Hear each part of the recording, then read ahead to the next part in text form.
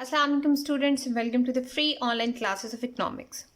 आज हम methods to elasticity of demand में सेकंड मेथड जो है that is percentage method to measure the elasticity of demand, इसको आज हम डिस्कस करेंगे। That is the simplest method to measure the elasticity of demand.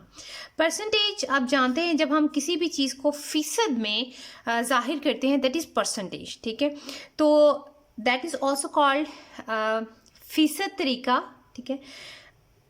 इस मेथड के अंदर हम एक फार्मूला यूज़ करते हैं कि इलास्टिसिटी ऑफ डिमांड को मेजर किया जाता है percentage change in quantity demand, यानी तलब में फीसद तब्दीली divided by percentage change in prices, कीमत में फीसद तब्दीली।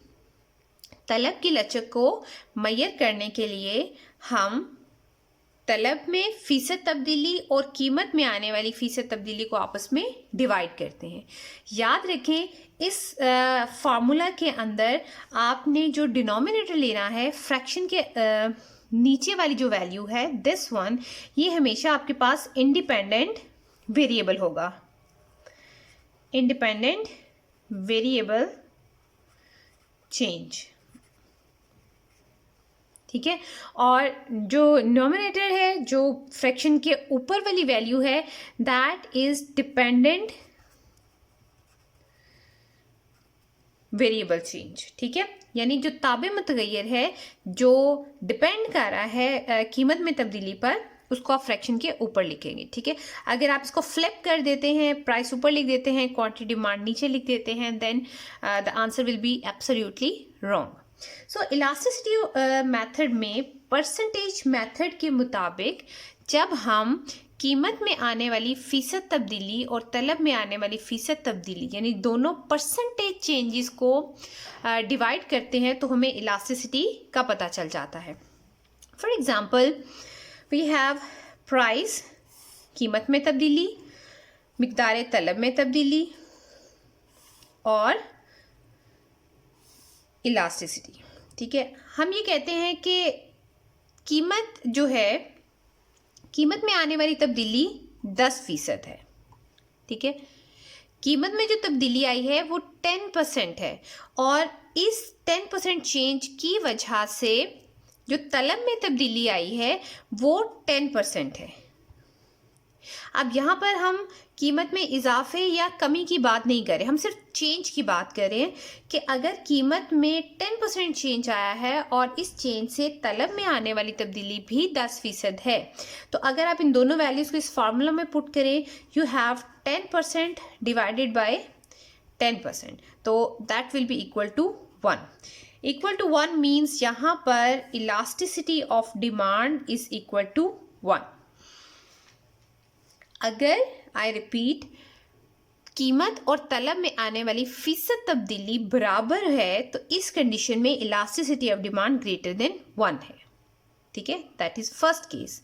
अब हम देखते हैं कि अगर कीमत में आने वाली तब्दीली 10% ही है, लेकिन जो तलब में तब्दीली आई है वो 20% है, तो इस कंडीशन में क्या होगा, हम इन दोनों को डिवाइड करेंगे, 20% डिवाइडेड बाय 10%, तो इस कंडीशन में यू हैव द आंसर 2। अब देखें, 2 is greater than 1, it means elasticity of demand is greater than 1। अब यहाँ पर भी देखें कि जो तलब में तब्दीली है दैट इज ग्रेटर, तलब में ज़्यादा तब्दीली है, जबकि कीमत में जो तब्दीली है वो कम है। तो अगर तलब में तब्दीली ज़्यादा हो, कीमत में तब्दीली कम हो, तो इस कंडीशन में इलास्टिसिटी ग्रेटर देन 1 होती है। इसी तरह से थर्ड कंडीशन जो है कि अगर कीमत में आने वाली तब्दीली 10% है, जबकि तलब में आने वाली तब्दीली जो है दैट इज़ 5%, तो इस कंडीशन में जब आप इनको डिवाइड करेंगे 5/10, then it will be equal to 0.5। अब 0.5 इज लेस देन 1।